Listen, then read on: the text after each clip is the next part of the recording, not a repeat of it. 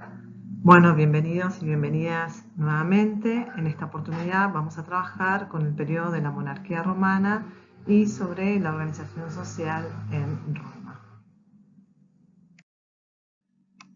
Estamos en la etapa de la monarquía dentro de toda la larga historia de Roma. En esta parte de nuestra línea de tiempo iniciamos en el año 753 a.C., año en el que vamos a acordar que se da ese inicio, aunque sabemos que los restos arqueológicos y las investigaciones científicas no pueden precisarlo. Y finalizará en el 509 a.C. En esta primera etapa, la forma de gobierno que predomina es la monarquía. Monarquía significa que el gobierno es de uno solo. Mono significa uno. La característica fundamental de la monarquía romana en su origen es que precisamente el rey era elegido por los miembros del Senado. Junto con el rey y este sistema político que es la monarquía, va a gobernar el Senado. Otra de las características importantes es que este monarca iba a estar en el poder a lo largo de toda su vida, es decir, que su gobierno era vitalicio. Y por último, respecto a las características de las funciones que él tenía, podríamos decir que tenía la función de castigar a quien no cumplía con la ley, era el juez supremo, también era la autoridad religiosa, el sumo sacerdote, como también el jefe político y militar. Es decir, tenía funciones de dirección del ejército. El Senado, que gobernaba conjuntamente con el monarca, estaba constituido por los primeros fundadores de la ciudad de Roma. Todos eran descendientes de los fundadores. Tanto el rey como los miembros del Senado eran del grupo de los patricios.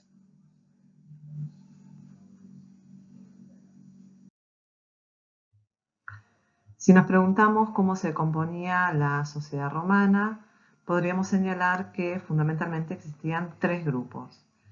El primer grupo, el denominado de los patricios o los primeros, eran un grupo privilegiado, se reconocían en ese antepasado común, los primeros que habían llegado, los descendientes de los fundadores. Ellos tenían derecho a votar, eran los únicos que tenían este derecho, que podían ocupar los cargos políticos y religiosos. Manejaban claramente la justicia a su favor y también les podemos denominar como los terratenientes, es decir, eran los dueños de todas las tierras. El siguiente grupo es el grupo de los plebeyos. Los plebeyos serían todos aquellos que se asentaron después de la fundación. También eran libres, pero no tenían el privilegio de ser considerados ciudadanos.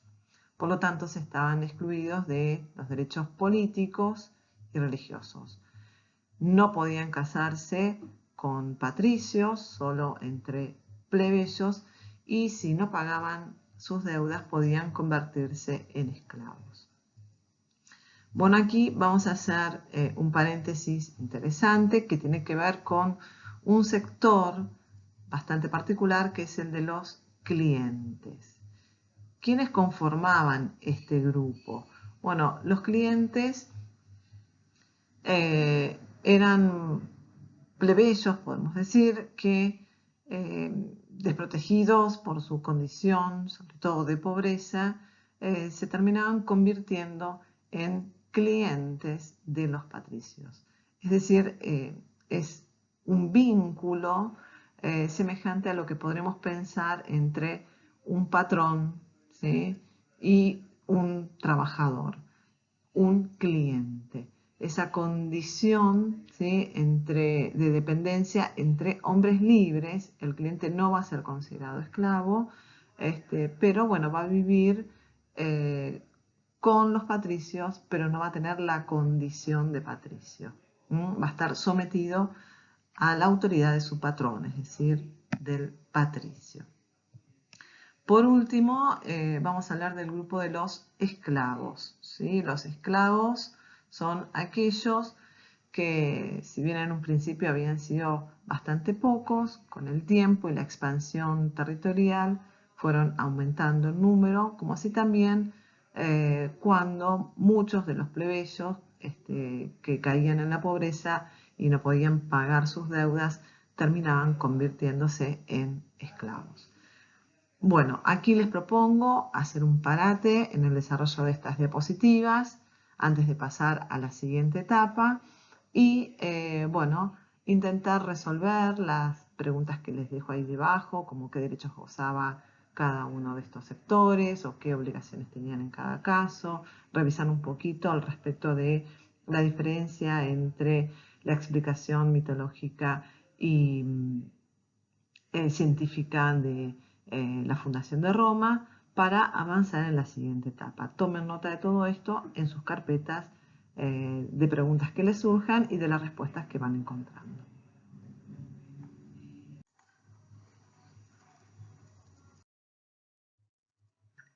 Recapitulamos un poco entonces aquí y retomamos, ¿sí?, para sacar algunas conclusiones respecto a cómo era la condición social en la etapa de la monarquía.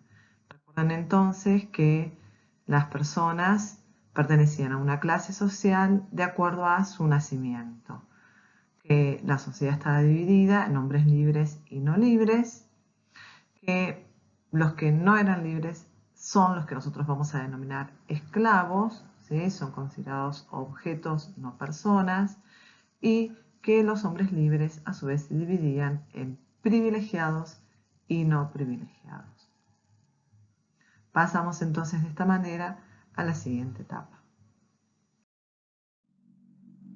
Bueno, como siempre les recomiendo, revisen todo lo trabajado hasta aquí, tomen notas, inclusive de las consultas que quieran hacer y bueno, próximamente nos encontramos para las últimas etapas de la historia de Roma. Hasta luego.